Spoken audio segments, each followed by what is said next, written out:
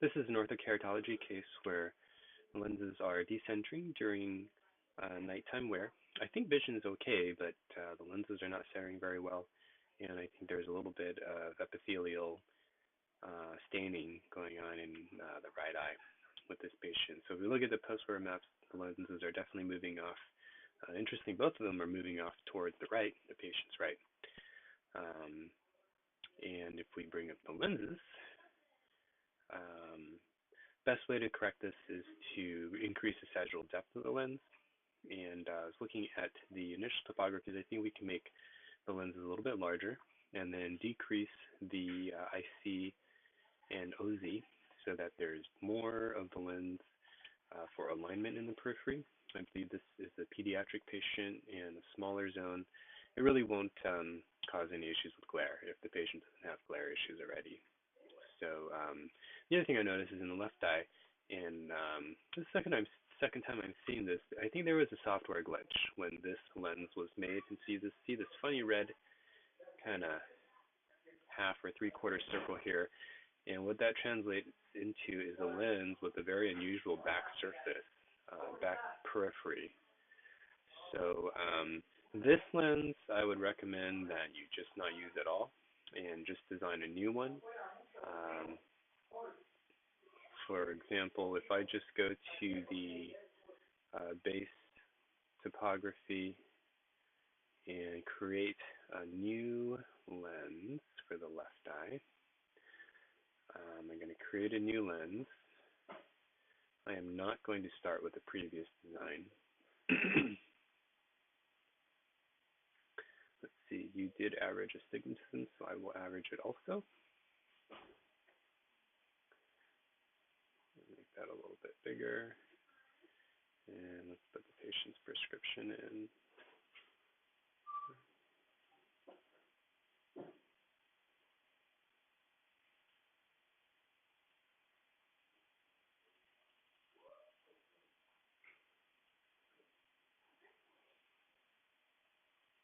Okay, so this topography obviously doesn't have that red circle going around it. This is going to work a little bit better.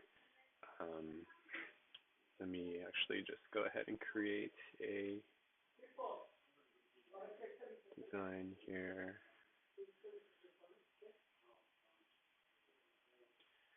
So I think it'd be okay to go all the way up to an 11.2, and especially for kids, I like to set my OZ and IC at 5.8 and 6.4 respectively, and we can reduce this power since the patient's not that myopic.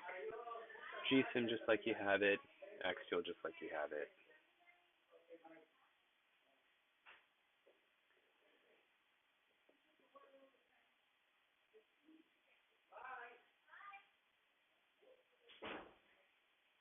Okay, so now we have a new lens, and you can see the back surface is much more regular out in the periphery now.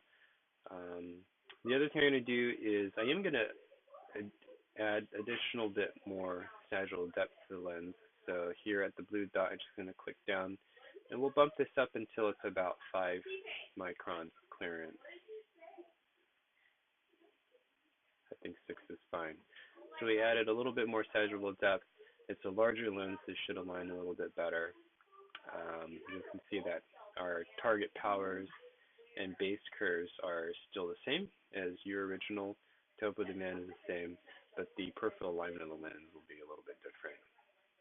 It is a bigger lens, and you do have significantly more sagittal depth of the lens now for the left eye. For the right eye, you didn't have that funny thing, and I don't know what causes it, but I've seen it a couple times now. So I don't think we have to redesign this lens completely. I would just go to the diameter, make it a little bit bigger. I think we can increase the center thickness here. I used 24. What did you use originally? 22 and 30. I think that's okay. 16 I think is a little bit thin, especially for younger patients. I don't want this lens to flex or break. Parents aren't very happy about that most of the time.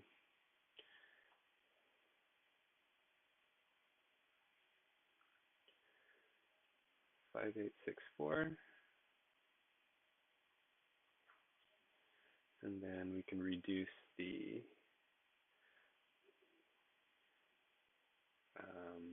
demand on the lens to what it was originally, around power of diopter and a quarter. And then we're going to bump down, same thing here. Now it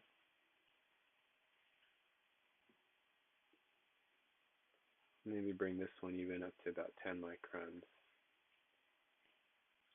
So in the right eye, we had a fairly normal peripheral back surface on the lens. In the left eye is irregular, and that may have been contributing to the decentration of the lens. We fixed the irregularity, so I didn't add quite as much sagittal depth to the left eye. In the right eye, since that irregularity wasn't there to begin with, I am going to add a little bit more sag than I did for the fellow eye. So our new lens for the right eye and left eye, this should center a little bit better and hopefully get your patient a slightly better result. So best of luck, and thanks for watching.